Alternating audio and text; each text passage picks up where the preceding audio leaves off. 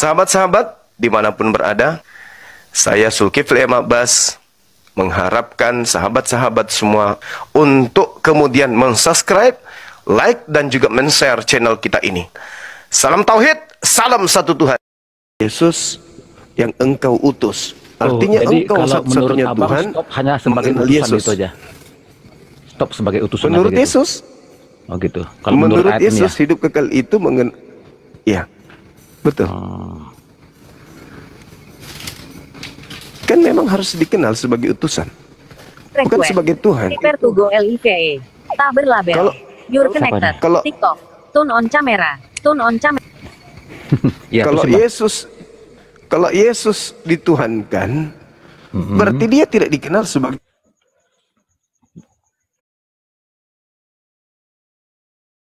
mengenalnya sebagai utusan Tuhan, kan gitu. Tapi Bang, kalau misalnya Yesus pun disembah, berarti orang yang menyembah Yesus tidak mengenal satu-satunya Tuhan yang mengutus Yesus, karena dia telah menduakan Tuhan yang satu-satunya itu dengan dia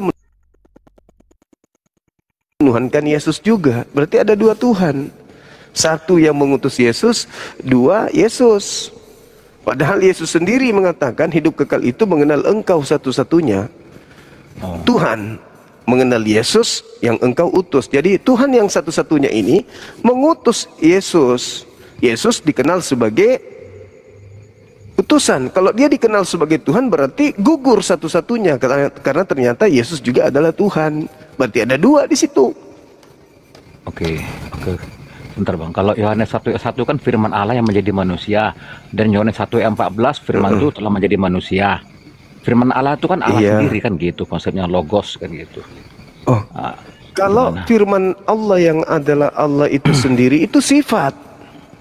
Itu sifat yang melekat pada diri Allah, itu bersama dengan Allah.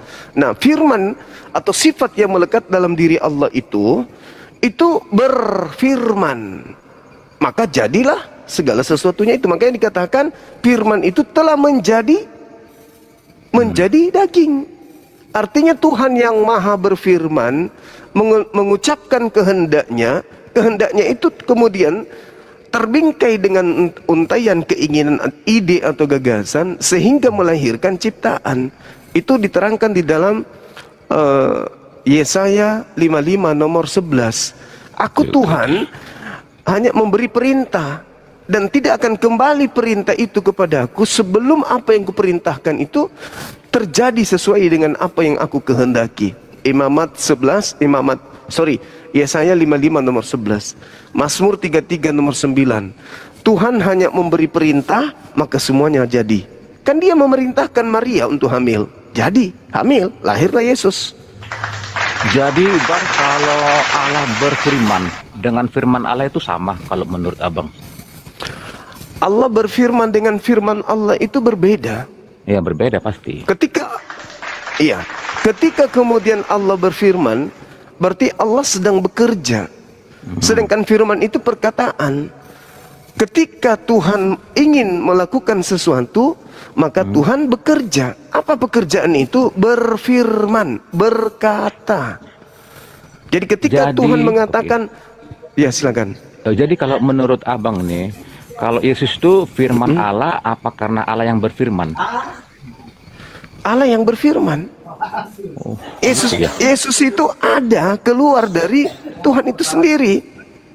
Yesus adalah manusia yang keluar dari Tuhan, yang berasal dari Tuhan. Segala sesuatu yang berasal dari Tuhan bukan Tuhan. Alam semesta ini semuanya berasal dari Tuhan. Makanya Yesus di dalam Matius 4 nomor 4, apa kata Yesus? Manusia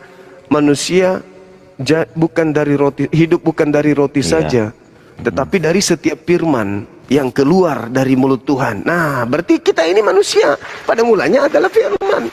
Firman yang berada pada diri Tuhan, yaitu sifat. Firman itu telah menjadi manusia, kitalah itu. Sama seperti Yesus. Jadi gini Bang, kalau manusia itu terjadi ada karena Allah berfirman, apa karena firman Allah? Itu coba kalau Abang lebih teliti lihat diksi katanya itu. Ada karena berfirman atau karena firman. Ada kata kerja itu berfirman. Oh gitu, sama. Berfirman dengan firman. Ketika dia Ketika dia Kata kerja. berfirman, Kata kerja. firman itu kan kata. Berfirman artinya berkata. Yesus berasal dari kata-kata. Kata-kata Tuhan. Kata-kata Tuhan yang berasal dari kehendak. Logos Makanya sama pada logos bulan beda, Bang. ke-6, Sebentar Bang, Abang harus bisa bedakan antara Kalau logos dengan apa remata. Remata kan lain itu berbeda. ya. Nah, kalau Yesus itu logos, kalau logos bukan itu, remata. kalau logos itu, Ya, terusin Bang. kalau logos itu kan kehendak. Logos itu kan ide, gagasan. Pikiran ya. Logos juga bisa diartikan kata. Bisa diartikan Alkitab atau Bible atau ketetapan. Bisa itu atau tiga buku. itu. Buku bisa. Ya, itu dia. Berarti ketika Tuhan berlogos, apa yang menjadi buku? Apa yang menjadi buku? Yang menjadi buku adalah isi daripada logosnya. Apa yang menjadi daging? Yang menjadi daging Yesus adalah apa yang menjadi isi logosnya, ketetapannya, hukumnya. Jadi Yesus itu bukan Tuhan, dia hanya utusan Tuhan. Hidup kekal itu mengenal Yesus sebagai utusan. Kalau ada orang menuhankan Yesus, berarti gugur hidup kekalnya. Kenapa? Menuhankan Yesus berarti menggugurkan satu-satunya Tuhan yang mengutus Yesus. Menuhankan Yesus berarti menggugurkan Yesus sebagai utusan Tuhan. Menolak Bapa, menolak Yesus. Menolak Yesus, menolak Bapa. Itu. Kalau ada orang yang menyembah Yesus, berarti dia menolak Bapa, menolak Yesus. Menolak Yesus, menolak Bapa. Kenapa dikatakan dia menolak? Lah, Yesus hanya... silakan. Iya. Di iman Kristen, kalau kita berdoa kepada Yesus itu udah pasti kepada Allah Bapa, karena ada Yesus mengatakan aku dan Bapa adalah satu gitu. Gimana itu Bang? Ya, bukan satu hakikat. Dia satu visi misi. Sang Bapa menghendaki mengutus Yesus kepada Bani Israel. Sang Bapa menghendaki Yesus membangkitkan orang mati. Sang Bapa menginginkan Yesus membuat orang lumpuh berjalan. Yesus ingkar enggak atas pekerjaan itu? Yesus membantah enggak untuk melakukan itu? Tidak. Maka Yesus dan Bapa adalah satu. Tapi kalau dari segi hakikat, Yesus dan Bapa akui kalau dia dan Bapa itu dua. Aku dan Bapa adalah dua. Kalau berbicara mengenai hakikat. Karena kenapa? Yang satu Tuhan, yang satu utusan Tuhan. Di mana Yesus mengatakan aku dan Bapa dua? Yohanes 8 nomor 15, 16, 17. Kalau kamu menghakimi, aku tidak menghakimi, tetapi kalau aku menghakimi, penghakimanku itu benar. Sebab aku tidak seorang diri. Aku bersama dengan Bapa. Tidak seorang diri berarti kan berdua, minimal. Dan bukankah di dalam kitab Tauratmu dikatakan dua saksi adalah sah? Dua, kata Yesus. Akulah yang bersaksi tentang diriku, dan Bapa juga bersaksi tentang aku. Berarti aku dan Bapa adalah dua. Begitu juga dalam Yohanes 8 nomor 29. Yesus juga katakan seperti itu. Bapa senantiasa mengasihi aku, sebab aku, Bapa tidak membiarkan aku seorang diri, sebab melainkan Bapa senantiasa menyertai aku, sebab aku selalu melakukan segala sesuatu yang berkenan di dalam dirinya. Tuh. Jadi kembali kepada tema kita, hidup kekal itu cukup mengenal Yesus sebagai utusan Tuhan. Ya, itulah iman kami.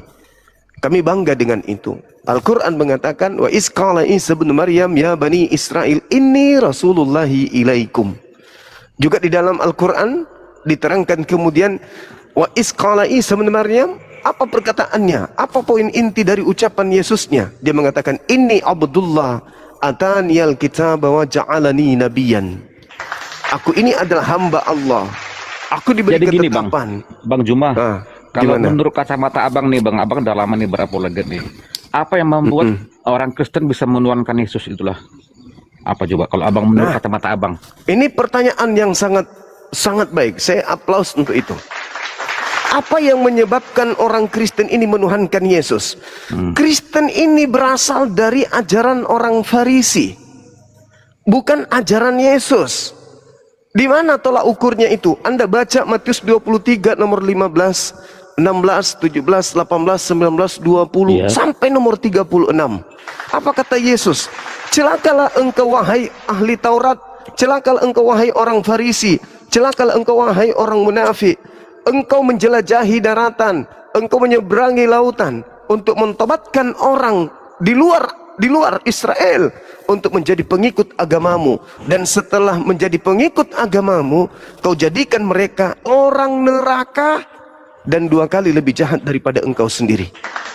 Gini bang, masuk nih bang. Gini, Sekarang bang. Oke. Gini bang. 2 kali lebih jahat, bang. Oke, Iya. Sebentar. Gini bang. Aku kembali ke pertanyaan tadi. Gini, menurut kacamata abang nih, apa sih istimewanya Yesus sehingga orang Kristen menuankan dia? Itu kalau menurut kacamata abang yang lihat gitu. Oke. Coba. Baik. Apa keistimewaannya Ada 2 gitu? jawaban. Kalau menurut abang itu coba. Ada 2 jawabannya. Iya. Yang pertama, Yesus sudah menubuatkan. Di mana Yesus menubuatkan itu?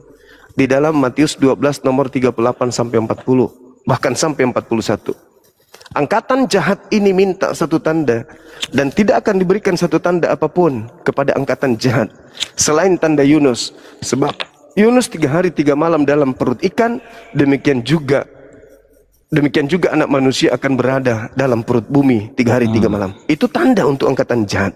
Yang kedua, Yesus berpesan kepada muridnya, waspadalah kepada penyesat yang datang kepadamu dengan memakai namaku dan berkata, akulah Kristus. Mereka akan menyesatkan banyak orang. Jangan kamu percaya.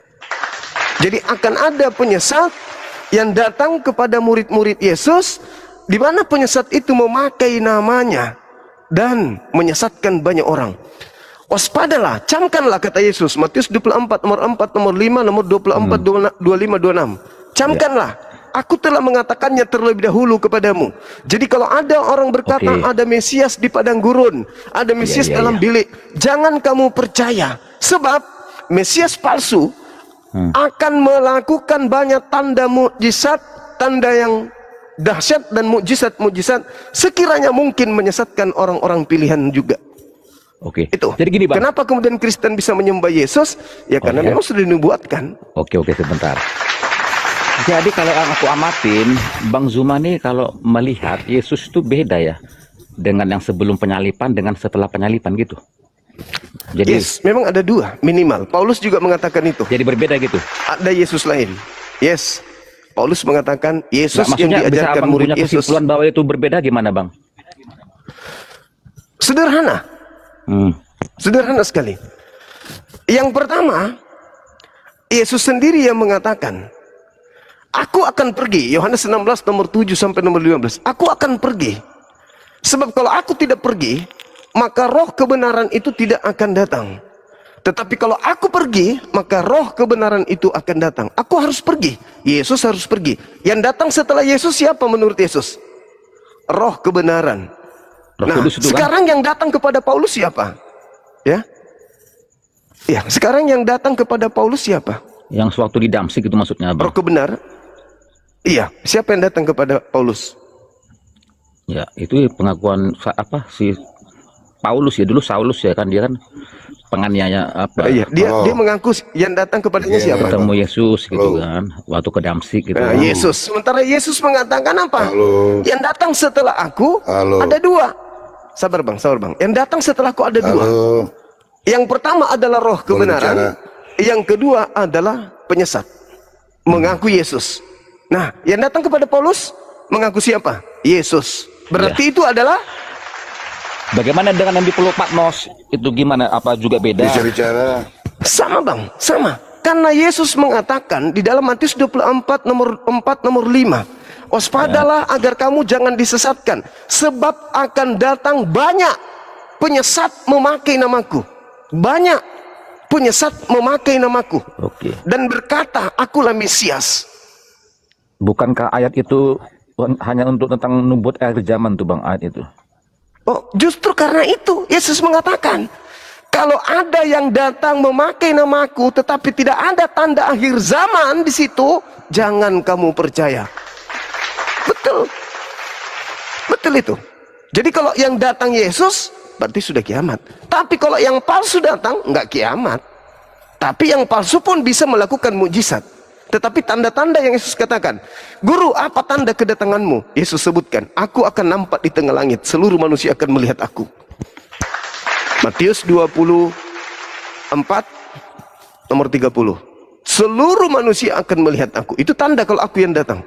Nah sekarang ketika ada yang ngaku-ngaku di Pulau Patmos, ketemu Ananias, ketemu dengan Paulus, ketemu dengan Markus, apakah betul tanda-tanda itu ada? Enggak ada. Jangan kau percaya. Logisnya Bang ya. Sebentar Bang, logis ya ini.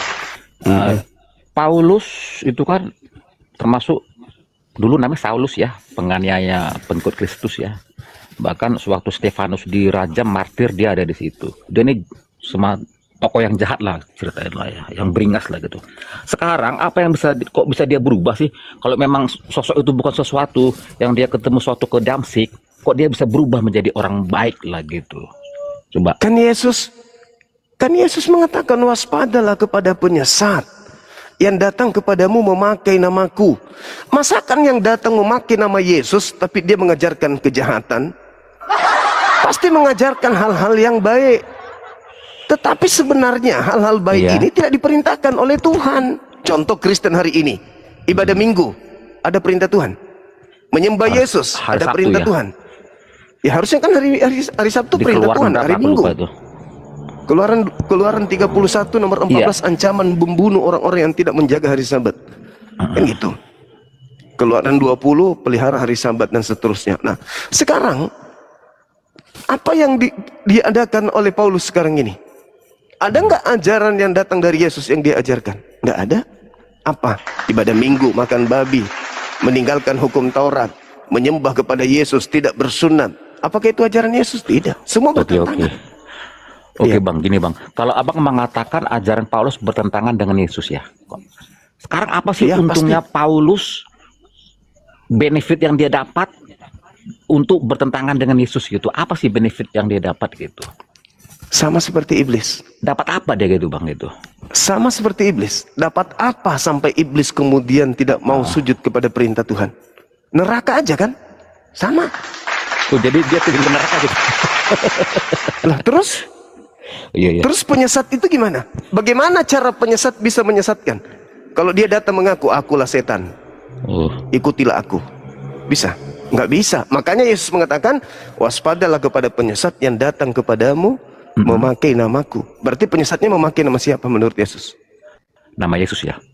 Bagus. Tapi itu Bang, kalau aku pernah dengar itu tentang nubuat akhir zaman loh Bang. Betul. Coba Anda baca Matius 24-nya. Nomor 3 Anda baca. Muridnya kan bertanya, Guru apa tanda kedatanganmu? Itu dulu. Apa tanda kedatanganmu? Jangan akhir zamannya dulu. Tanda kedatangan aja dulu. Tanda kedatangan Yesus apa? Aku akan nampak di tengah langit, seluruh manusia akan melihat aku. Begitu juga yang diceritakan dalam Kisah Para Rasul 1 nomor 11. Kan jelas itu. Kata malaikat, apa kata malaikat? Yesus yang kau lihat terangkat ke langit akan datang untuk kedua kalinya, sama seperti engkau melihatnya ke langit. Dengan cara yang sama. Dia naik dengan daging, turun dengan daging. Aku akan datang, anak manusia. Jadi kalau Abang menurut Abang nih eksistensi Yesus yang waktu ketemu di Pulau Patmos sama yang ketemu di Damsik itu tidak menunjukkan eksistensi seutuhnya gitu di situ. Itu bukan Yesus itu Bang. Harusnya kalau Yesus dia menunjukkan seutuhnya gitu, eksistensinya gitu, tubuhnya gitu ya. Dia kalau Yesus turun maka diikuti tanda-tanda tadi. Apa? Dia akan nampak di tengah langit, semua manusia akan melihat. Dan itu adalah akhir zaman. Kalau andaikan Yesus asli yang datang di Pulau Patmos, maka kita sudah ada. Kenapa? Karena saat abad pertama menjelang abad kedua itulah akhir zaman. Karena Yesus sudah turun. Berarti kiamat sudah. Kita sudah tak ada lagi manusia sekarang ini.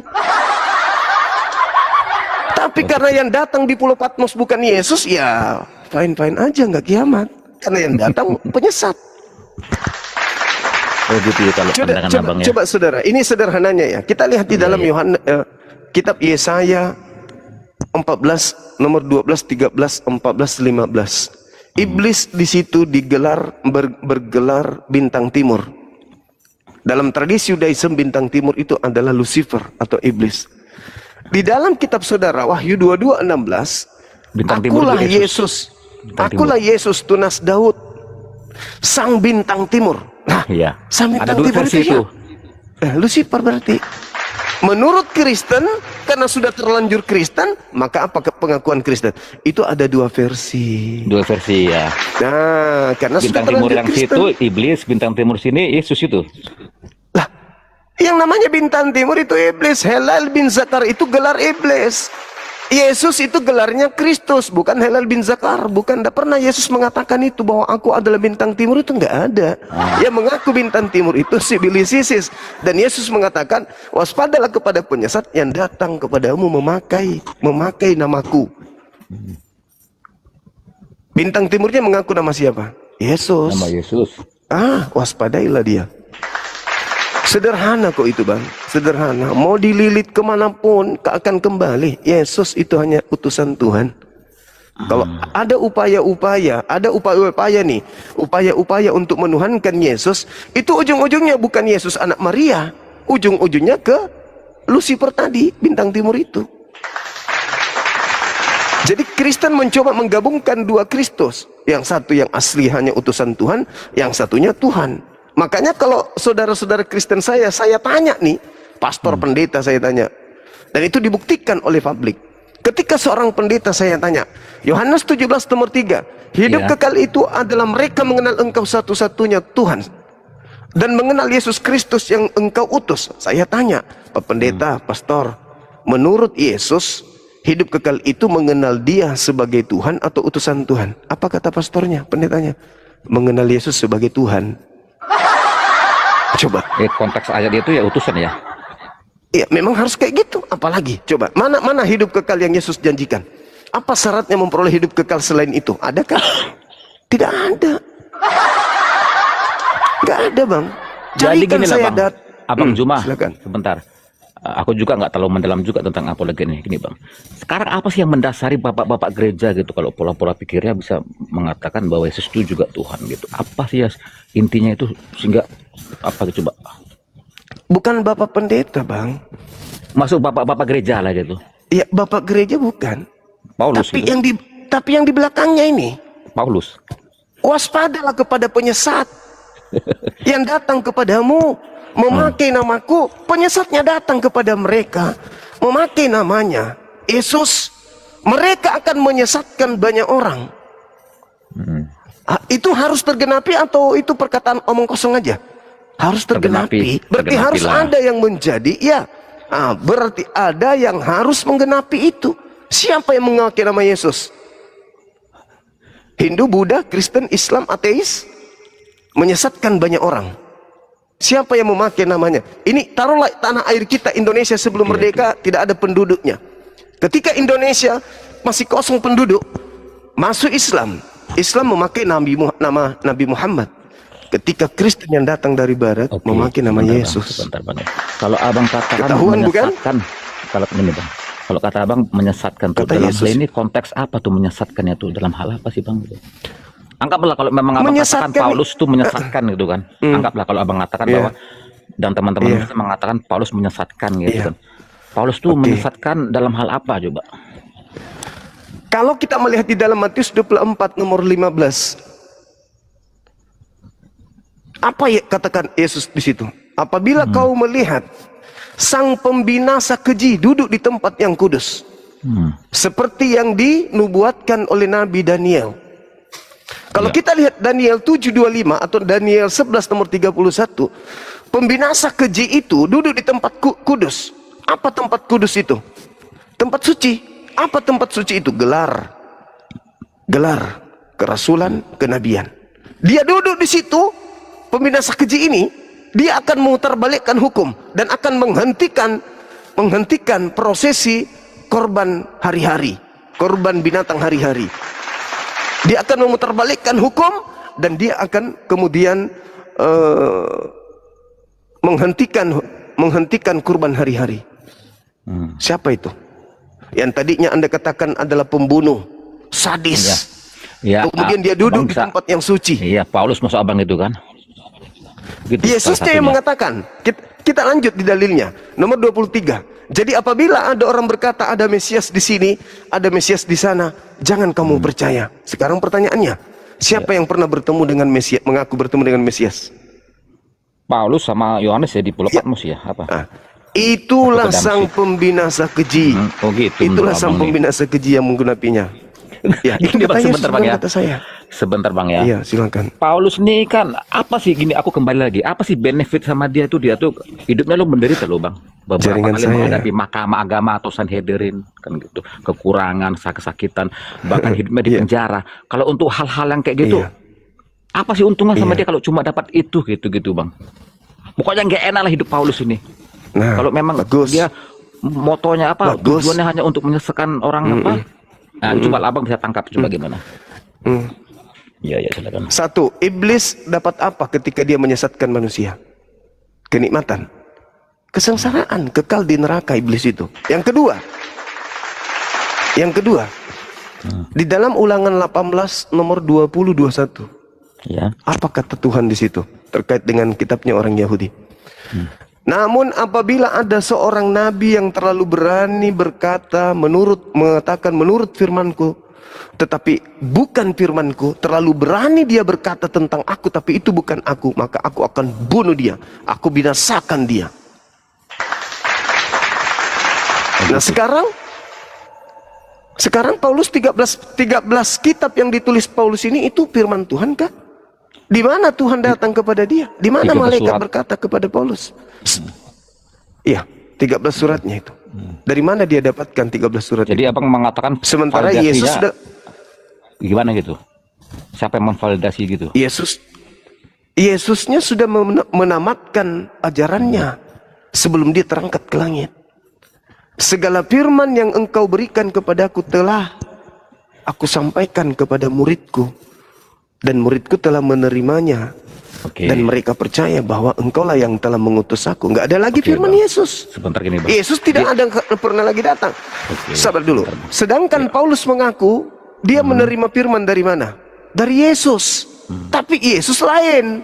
Bukan Yesus anak Maria. Galatia 1 nomor 1, nomor 11, nomor 12. Aku menerima firman bukan dari manusia, tapi dari Yesus Kristus. Ayo dari mana ini? Oke gini Bang. Di antara ke-13 surat silakan. yang ditulis ditulis Rasul Paulus lah.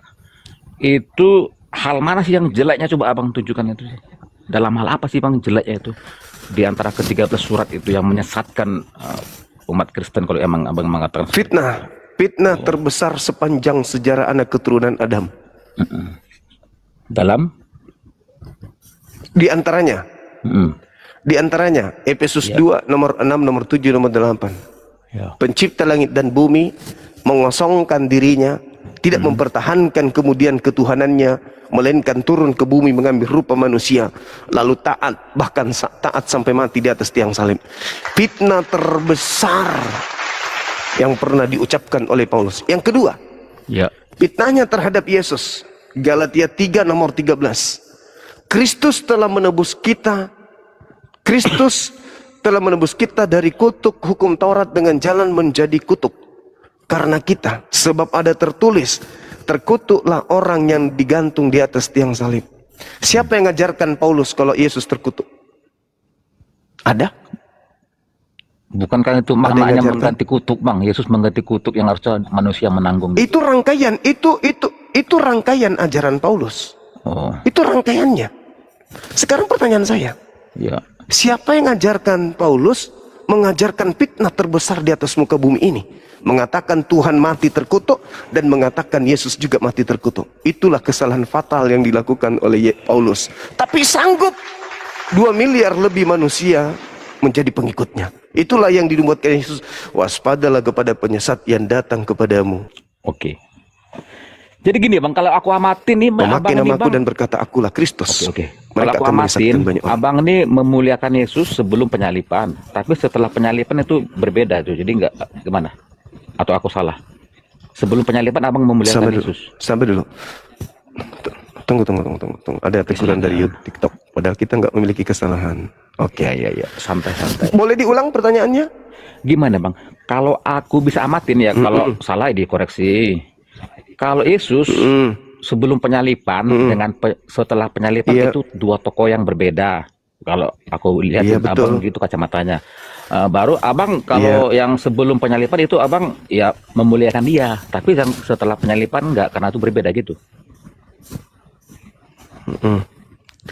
Apa seperti itu? Kalau ini Ya, pertanyaan silakan. saudara, Yesus mengatakan dalam Yohanes 16, Ya. Yohanes 16 nomor 13 14, apabila roh kebenaran itu datang, maka dia akan memuliakan aku. Yesus itu mulia. Ya. Di mata kami, saya sebagai muslim, Yesus itu mulia. Lalu siapa yang hina ini? Yang ditampar, ditonjok, ditombak, diludahin, digantung, dibunuh. Iya. Orang yang dikutuk oleh Elohim. Bukan Yesus itu.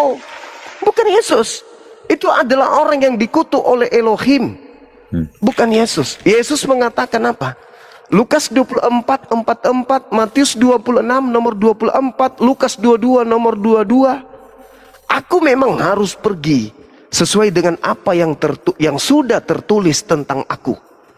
Nah, ketika Yesus mengucapkan kalimat itu, apa yang sudah tertulis? Perjanjian lama atau perjanjian baru? Perjanjian lama. Sedangkan orang Kristen mengusung Yesus mati, ditampar. Itu adalah perjanjian baru. Yesusnya mengatakan, aku memang harus pergi sesuai dengan apa yang tertulis tentang aku. Berarti Taurat, kitab nabi-nabi, dan juga kitab Mazmur. Oke. Mana di kitab Mazmur? Mesias mati bangkit pada hari ketiga untuk nebus dosa. Di mana tertulis? Mana di kitab Taurat? Mati dan akan bangkit pada hari ketiga nebus dosa. Nggak ada. Nggak ada itu. Jadi Pauluslah yang kemudian yang menceritakan hal-hal seperti kamu boleh makan babi. Kenapa dia mengatakan kamu boleh makan babi? Karena suratnya ditujukan kepada orang-orang non-Yahudi. Ya memang pemakan babi. Kamu boleh tidak bersunat. Kamu boleh makan apapun. Karena ajarannya itu adalah ajaran untuk non-Yahudi. Galatia 1 nomor 15, Galatia 2 nomor 8. Aku Paulus diutus kepada orang-orang non-Yahudi. Diutus kepada orang-orang yang tidak bersunat. Orang-orang yang tidak bersunat, orang-orang non-Yahudi pada saat itu emang ada firman Tuhan kepada mereka? Ya nggak ada. Tidak ada. Satu-satunya sumber ya Paulus. Nggak ada. Satu-satunya sumber Paulus. Kalau Paulus mengatakan menghalalkan minum bensin orang itu. Kenapa? Karena tidak ada sumber. Orang Roma, orang Yunani, orang Mesir kuno, orang semua di luar daripada Bani Israel. Apakah mereka punya ketetapan hukum dari langit? Nggak ada. Jadi apapun yang Paulus ajarkan, minum ketuban kuda pun mereka terima. Jadi apa yang diajarkan oleh Paulus diterima. Makanya di dalam Kisah Para Rasul 24 nomor 5, apa kata orang-orang Yahudi? Paulus ini adalah penyakit sampar yang telah menyesatkan seluruh orang Yahudi di dunia yang beradab. Dan dia adalah tokoh dari agama, dari sekte Kristen. Itu diterangkan tuh. Itu diterangkan. Nah, namun pada endingnya satu hal untuk Paulus. Coba Anda baca di dalam Kisah Para Rasul 21 nomor 15 sampai nomor 26. Paulus ketika kembali dari mengajarkan agama Kristen, kembali ke kota Yerusalem, dia bertaubat. Bertaubat dari mengajarkan agama Kristen, makan makanan yang diharamkan, kemudian bertobat dari mengajarkan orang untuk tidak bersunat. Silakan Anda baca habis ini Kisah Para Rasul 21 nomor 15 sampai nomor 26. Paulus bertobat dan bahkan Paulus mempersembahkan kemudian persembahan sama seperti orang-orang Yahudi melakukan persembahan. Oke. Udah, aku izin pamit ya Bang ya. Makasih Bang ya. Udah sharing ya. Oke, Saudara Gary. Baik. Oke, thank you. Siap. Makasih Bang. Thank you. Silakan dinaikkan lagi yang lain. Silakan dinaikkan lagi yang lain. Tidak bisa, akunya nggak bisa. Hancur semuanya, hancur. Nah, mati total. Laptopku juga tidak bisa, YouTube-nya terbuka. Hancur. Malam. Nah, iya itu dia. Oh enggak, oh bisa. Bisa, bisa, bisa. Halo, selamat malam.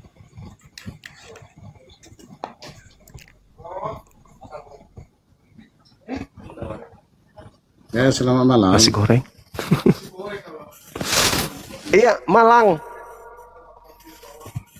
Dengan siapa, Bang? Ya, itu ada namanya. Nggak nampak di oh ya sudah udah kelihatan. Saudara Charles Hartono Rantang Popo. Iya, lanjut Bang. Bisa buka kamera. Makan dulu atuh. Nasi Bisa goreng. buka kamera, Bang. Kenapa, Bang? Kita diskusi saja. Suruh dulu buka kamera Om ini. Kau nak di belakang sini, Bang. Di belakang sini.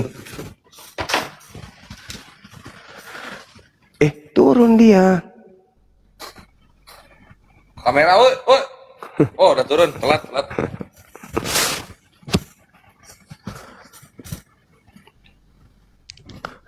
Ayo teman-teman, silakan naik lagi. Hidup kekal. Hidup kekal. Silakan. Kalau di dalam Al-Quran hidup kekal itu diperoleh dengan mengikuti Nabi Muhammad. Qul in kuntum tuhibbunallaha fattabi'uni yuhibbukumullah wa yaghfir lakum dzunubakum wallahu ghafurur rahim. Itu diterangkan kemudian di dalam Al-Qur'anul Karim. Disuruh buka kamera itu, Bang, maksudnya. Yang tadi kan nggak buka kamera Karena memang, juga. Iya, karena dia ini katanya pengikutnya sedikit. Buka kamera aja, Bang, biar kelihatan. Kita diskusi aja. Buka kameranya, Bang. Ayo, Bang. Saya kalau nggak buka kamera, saya diskusi kayak bicara sendiri, Abangku. Tidak, Tadi sama itu aja. berapa menit saya ngomong sendiri, hampir 1 jam. Iya, saya bicara sendiri jadinya. Kalau nggak lihat gitu, bukalah kameranya. Kalau nggak mau turun aja. Banyak yang ngantri kok, ada 20-an. Oh ya? Ya udah turunin kalau nggak mau. Buka kamera. Iya udah. Nanti kalau abang sudah punya nyali untuk buka kamera baru naik, silakan. Kalau sudah punya nyali, baru bang naik ke sini.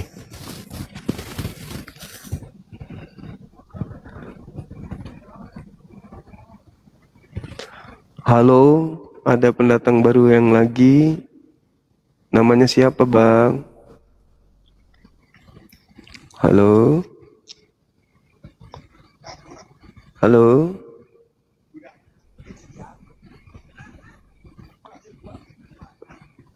Buka kameranya, Bang. Buka kamera. Buka kameranya, Bang. Kenapa ngancam-ngancam gitu? Emang mau ngapain? Bukan, tutup kameramu, tutup. Mau bertengkar rupanya? Tutup aja kameramu, ayo. Maluku buat kau ya. Semua Islam sudah tahu sedunia kau nggak mampu dengan saya. Ya, tutup kameramu, ayo. Buka kamera. Kenapa kayak orang kesurupan sih? Kalau kau punya nyali, buka kamera. ayo kita debat. Kenapa? Emang mau ngapain? Debat, ayo. Lah, tutup kameramu. Saya buka ini untuk berdebat. Kameramu, ayo. Saya biar ditonton semua muslim se-Indonesia, ayo. Enggak dong. Kalau kau punya nyali, tutup kameramu. Ini cerdas kita.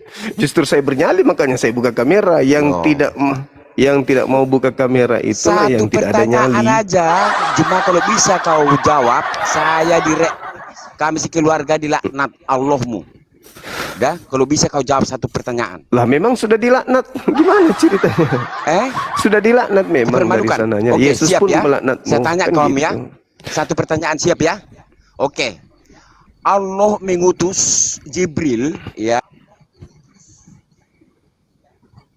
Jangan dikit. Itu ada tema itu. Ada tema hidup kekal menurut Yesus.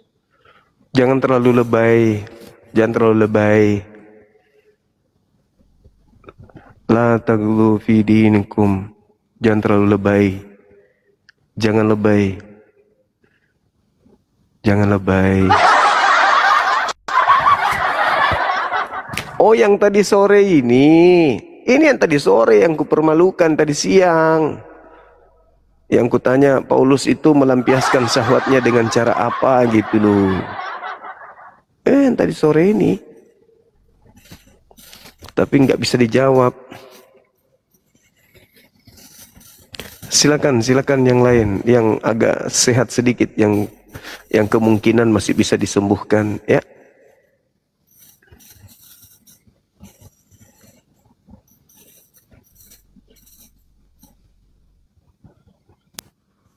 Silakan. Oh, ada dokternya biar dibawa.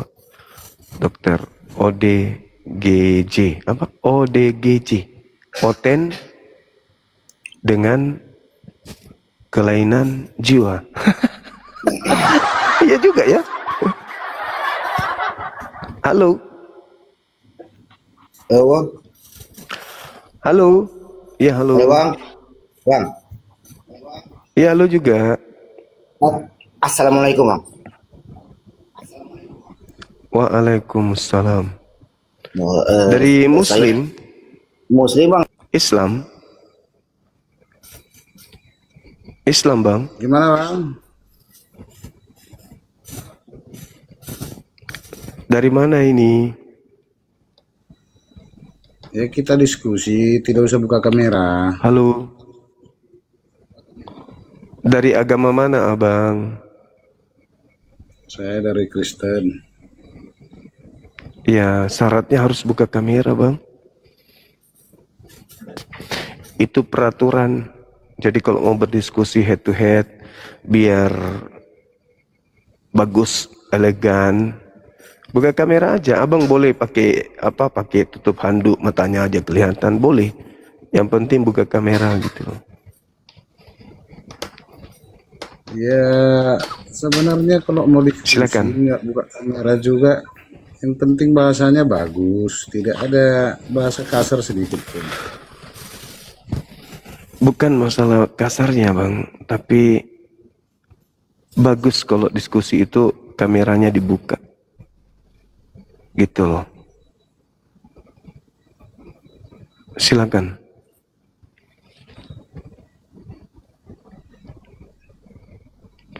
Silakan, Abang.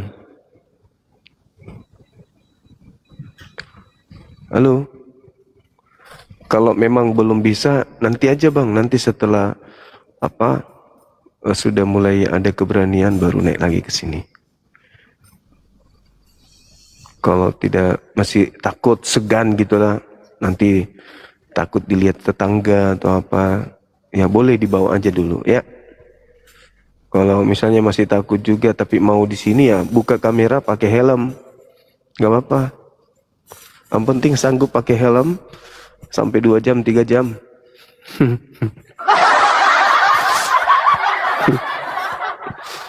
Pakai helm 2 jam 3 jam. Besok nggak bisa lagi belok itu mukanya. Pas dipanggil, Martin, iya Pak. Kenapa lehermu? Semalam latihan otot leher, Pak. Ditatar sama Bang Zuma kan gitu. Iyalah. Atau kalau tidak mau pakai tidak mau pakai helm terlalu berat dan tidak ada masker, pakai sempak bini. Tidak apa-apa itu. Kan ada lubangnya di tengah gini kan. Matanya bisa kelihatan, jadi dia naik ke sini. Ada kelihatan besarnya gini ya. Nah, baru ikat di bawah. Bisa pun, bisa. Ada sempak bini yang karet itu kan, yang kenceng. Nah, itu yang sempit, matanya aja kelihatan. Naik ke atas, begini. Ah, bagus itu. Kalau bisa supaya tidak mengantuk, yang bekas haid, yang belum dicuci, itu bagus. Iya kan? Kan Oten itu biasanya suka yang jorok-jorok. Oke, biasanya, tapi tidak semuanya. Silakan teman-teman. Oten. Ayo. Silakan naik ketik 3.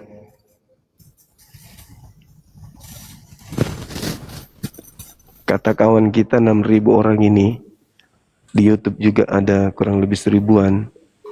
Itu harus buka kamera. Silakan. Dengan siapa di mana Ibu? Shalom. Halo. Ya, Salmon Bang. Apakah saya mengucapkan shalom itu salah? Udah benar. Udah benar. Udah benar. Ini Ya. hidup Saya cuma kekal menyingkat tadi jawabannya. Salmon. Salam teman. Saya gabung Salmon. Iya, gimana? hidup kekal menurut Yesus. Ini abang ngambilnya dari mana Iya. nih? Yohanes 17 nomor 3, Bang. Hidup kekal menurut Yesus.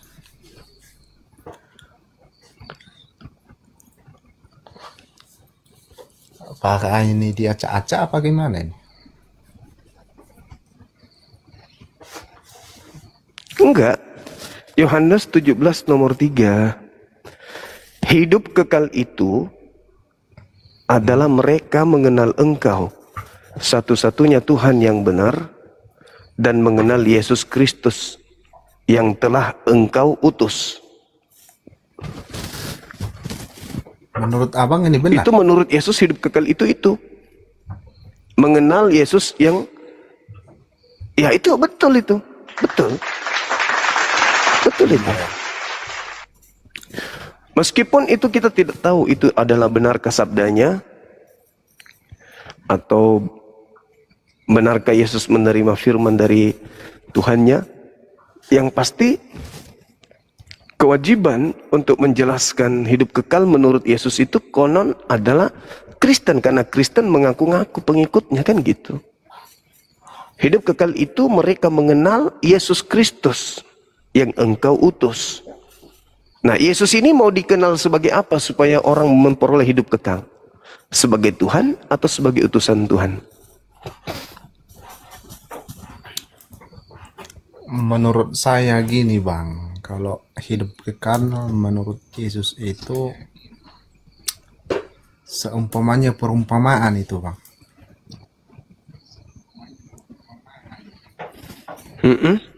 Bukan untuk pernyataan itu atau yang dinyatakan di dalam Alkitab itu jalan, bukan. Itu perumpamaan. Kita kalau perumpamaan harus kita analisa dengan baik, berarti kita ikuti gitu loh. Iya, Yesus ingin dikenal sebagai, bukan Yesus dikenal sebagai untuk kita sembah, bukan. ya memang dia mau dikenal sebagai apa menurut Yesus supaya memperoleh hidup kekal. Dia dikenal sebagai apa? Bukan itu maksudnya bang.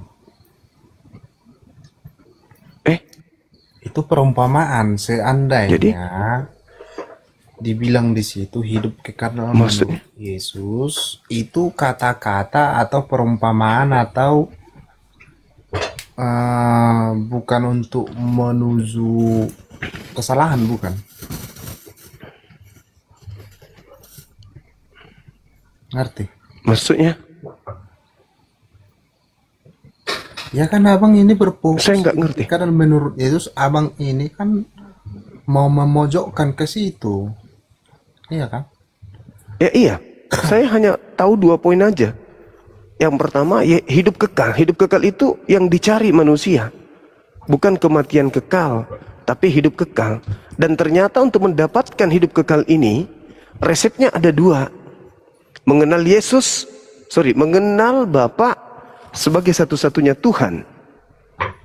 Lalu mengenal Yesus sebagai utusan Bapa. Itu konsep hidup kekal. Sekarang Anda beragama Kristen, apa yang Anda cari? Hidup kekal atau bukan? Sebetulnya iya, saya sebagai Kristen mengenal hidup yang kekal. Cuma untuk memperoleh itu, kenapa Anda bantah Yesus? Berarti Anda tidak kenal Yesus dong. Saya nggak membantai Yesus. Ya sudah, kalau tidak membantai Yesus, supaya Anda memperoleh hidup kekal, Yesus Anda harus kenal sebagai siapa? Utusan Tuhan atau Tuhan? Itu utusan Tuhan. Terus kenapa Anda sembah? Saya nggak sembah. Lalu yang Anda ibadahi di gereja siapa? Saya menyebut namanya, saya nggak sembah. Ya, Anda menyebut namanya sebagai apa? Saya menyebut namanya karena dia udah melakukan yang terbaik buat umatnya manusia. Apa itu? Dia mengajarkan kebenaran bukan kebencian, Bang. Itu aja. Iya, kebenaran itu mengenal dirinya sebagai utusan Tuhan, bukan sebagai Tuhan. Nah, sekarang siapa yang ingin mengenal Yesus sebagai Tuhan? Yesus atau gereja? Pendeta atau pastor? Supaya kita mengenal Yesus sebagai Tuhan, itu ajaran siapa? Yesus Agama. atau pastor pendeta? Agama siapa? Saya nggak bilang pastor atau pendeta, yang saya bilang agama yang mengenal dia. Iya, saya kan bertanya, kalau Yesus mengajarkan hidup kekal itu mengenal dirinya sebagai utusan Tuhan, titik. Ya. Nah, komunitas Kristen justru menuhankan Yesus. Tritunggal, Trinitas, Yesus only, firman Bapa, firman Tuhan, dan seterusnya. Pertanyaan saya, kenapa? Kenapa Kristen begitu sulit mengenal Yesus?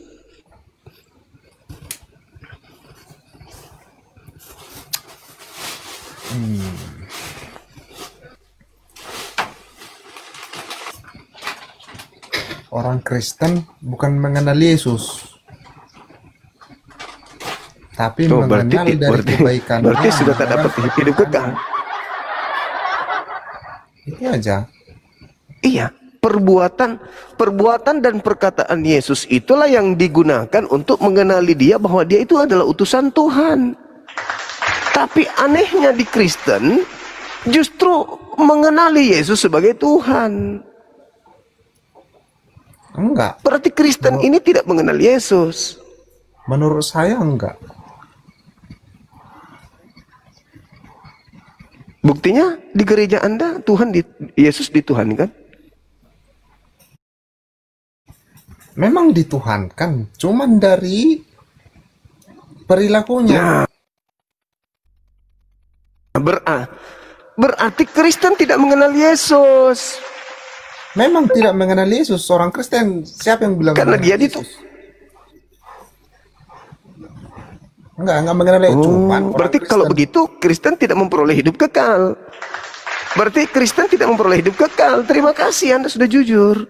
Hidup kekal itu jujur dari mana, Bang? Yesus mengatakan hidup kekal itu adalah mereka mengenal Engkau satu-satunya Tuhan. Dan mengenal Yesus Kristus yang Engkau utus. Iya. Dia kan kalau Anda mengenal satu, maksudnya, kok jadi perkataan lagi nih? Perkataannya dia kan mengajarkan kebenaran, Bang. Nah, kebenarannya adalah dia utusan atau dia Tuhan? Ya kan dia Tuhan. Nah, dia diutus memberikan kebenaran. Anda tidak mengenal Yesus. Coba. Datanya sudah sangat jelas. Hidup kekal itu adalah mengenal Yesus sebagai utusan. Anda lalu mengatakan, nah dia kan Tuhan. Berarti Anda tidak mengenal Yesus. Gini aja, sama seperti ketika saya mengatakan ini HP. Iya. Tapi Anda mengatakan ini adalah pisang. Berarti Anda tidak mengenal ini. Begini Bang. Abang bilang tadi tunjukkan handphone, ini handphone. Tapi yang menciptakan handphone itu kan abang nggak kenal. Lah, ininya bukan yang menciptakannya, ini. Ini yang saya katakan, ini handphone. Nah, ini handphone. Bang. Barang siapa yang barang siapa yang ingin berbicara dengan orang lain dalam jarak jauh, maka dia harus mengenal ini handphone. Iya. Saya tanya, Anda mengenal ini enggak? Iya, saya kenal. Ini orang atau ini buatan orang? Buatan orang. Buatan orang. Anda mengenal Yesus enggak? Enggak. Anda mengenal Yesus? Enggak. Berarti Anda tidak hidup kekal. Saya enggak mengenal Yesus, Bang. Cuman ajarannya. Saya... Berarti Anda tidak memperoleh hidup kekal. Karena syarat memperoleh hidup kekal itu mengenal Yesus. Itu syaratnya. Anda mengatakan saya tidak mengenal Yesus, tidak memperoleh hidup kekal. Pikirkan itu, saudaraku, ya. Memang ini materi sederhana, tapi mengguncang, ya, mengguncang kemudian laci gereja. Tidak pernah bermimpi akan ditanyai dengan pertanyaan sesederhana ini. Makanya kalian kelabakan menjawab. Sampai-sampai ada pengakuan, nah, aku tidak mengenal Yesus. Ya sudah, selamat, Anda tidak masuk hidup kekal. Syarat hidup kekal menurut Yesus mengenal Dia. Iya, malam. Waduh. Dari mana ini, Bang? Bang Juma? Iya. Hidup kekal menurut Yesus ini gimana? Itu menurut Abang itu? Menurut Yesus, Bang, jangan menurut saya. Ya betul, itu menurutnya ya hidup kekal.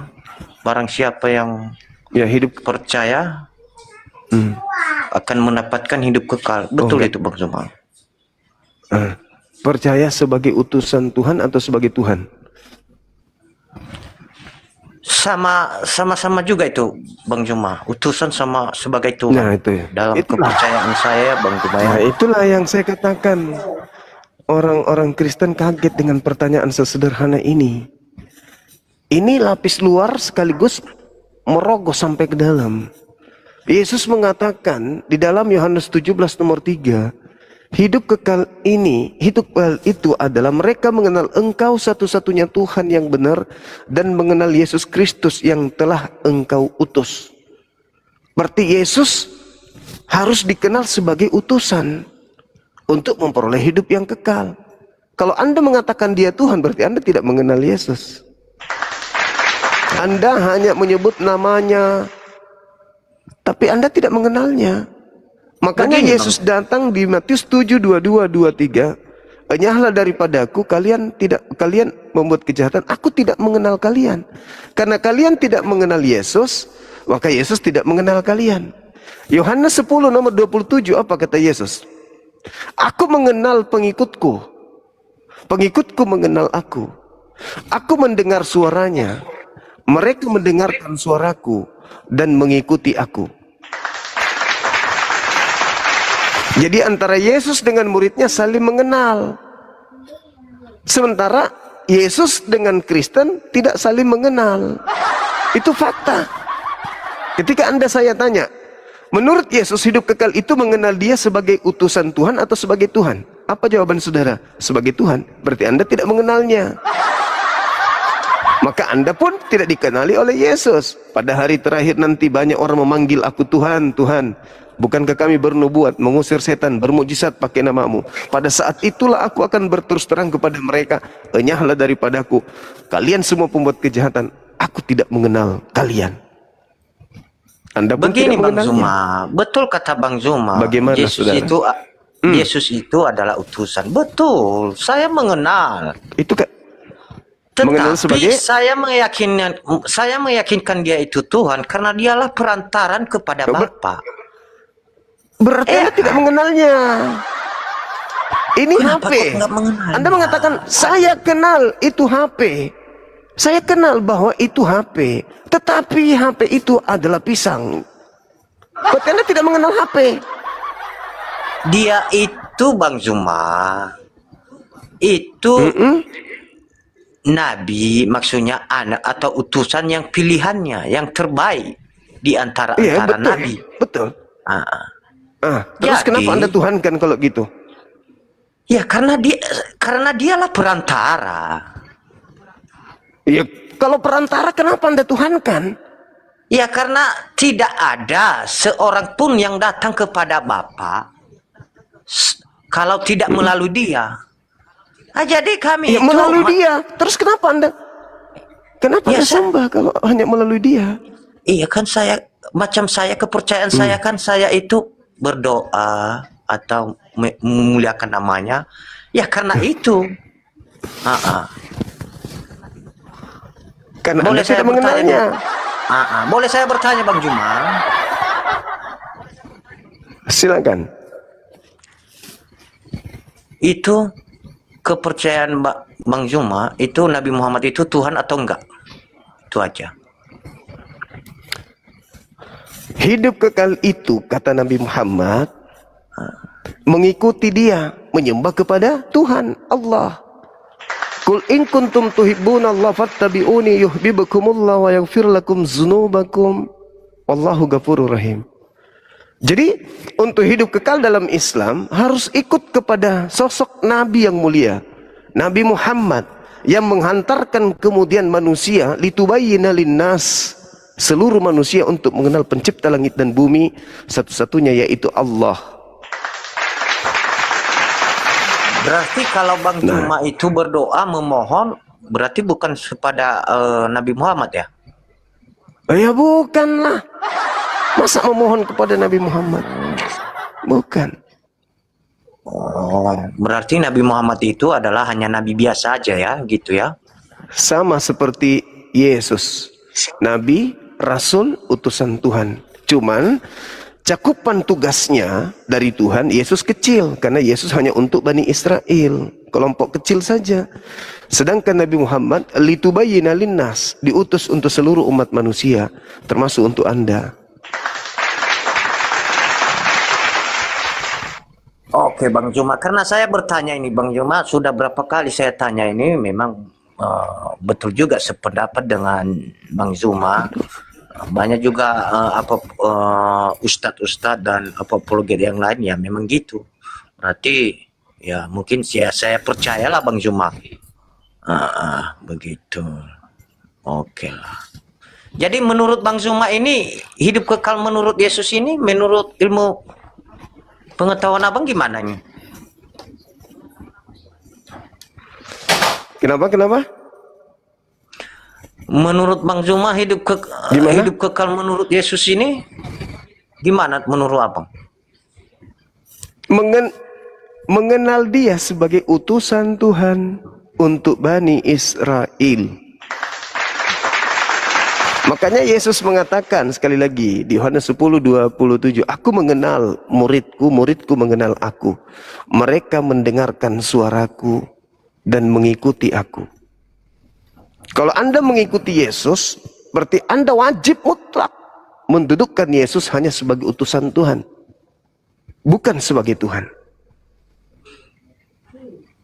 Enggak lah Bang Juma, karena keyakinan Kenapa Kristen menuhankan Yesus? Iya, karena Kristen dia tidak mengenal Yesus. Bukan Bang Juma. Karena dia orangnya enggak berdosa dan kuasa. Itu fakta Bang Juma. Ya dia. Jadi orang tidak berdosa tetap aja utusan Tuhan. Bukan Tuhan. Orang. Iya, yang tapi tidak dia berdosa. lagi. Kenapa dituhankan? Nah, kenapa dituhan? Dia lagi berkuasa, mukjizat banyak yang dilakukannya, seperti Bapa di surga juga. Begitu.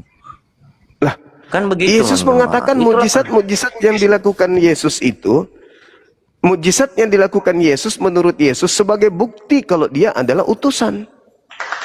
Iya kan ya. Kan kenapa Anda tuhankan? Karena Anda tidak mengenalnya. Kalau ibaratnya Bang Juma, Bapa di surga itu mempercayakan Tuhan Yesus itu dinyatakan, maksudnya diberilah sama dia, ibaratnya kalau kepintaran yang diberikan sama dia kepintaran. Kan beda dengan yang lain. Tapi kenapa dituhankan? Ya kenapa dituhankan? Dia kan hanya utusan Tuhan. Ya karena begini Bang Juma, kalau saya berpikir Kalau ibaratnya macam saya ini ada kepercayaan saya, berarti kepercayaan saya itu berarti udah sepaham dengan apa maksudnya? Dengan pemikiran saya, dengan kata-kata saya, berarti sama. Itulah pandangan saya itu. Memang saya tahu. Saya sebagai Kristen bahwa dia itu adalah anak Bapa. Utusan yang diutus Bapa. Kenapa dituhankan? Ya Kenapa karena dituhankan? itulah, karena begini Bang Juma, karena kuasa Bapa itu, kepercayaan Bapa itu telah diserahkan kepada dia. Kenapa dituhankan? Kuasa yang diberikan kepada Yesus melakukan mujizat itu kuasa sebagai utusan. Hidup kekal itu mengenal aku yang engkau utus. Berarti dia dikenal sebagai utusan Tuhan. Kalau Anda menyembahnya, berarti Anda tidak mengenalnya sebagai utusan. Anda salah di situ. Berarti Anda tidak mengenal Yesus. Berarti Anda tidak memperoleh hidup kekal. Karena Anda menuhankan dia. Syarat untuk memperoleh hidup kekal, mendudukkan Yesus sebagai rasul. Titik. Yesus itu rasul. Enggak Bang Juma. Ibrani 13 nomor 8. Itu saya bantah itu. Kalau abang bilang Tuhan Yesus itu rasul, saya bantah itu. Saya enggak mengaku itu. Beda dengan rasul-rasul Paulus. Rasul itu, rasul-rasul yang lain. Rasul itu bahasa Arab, arti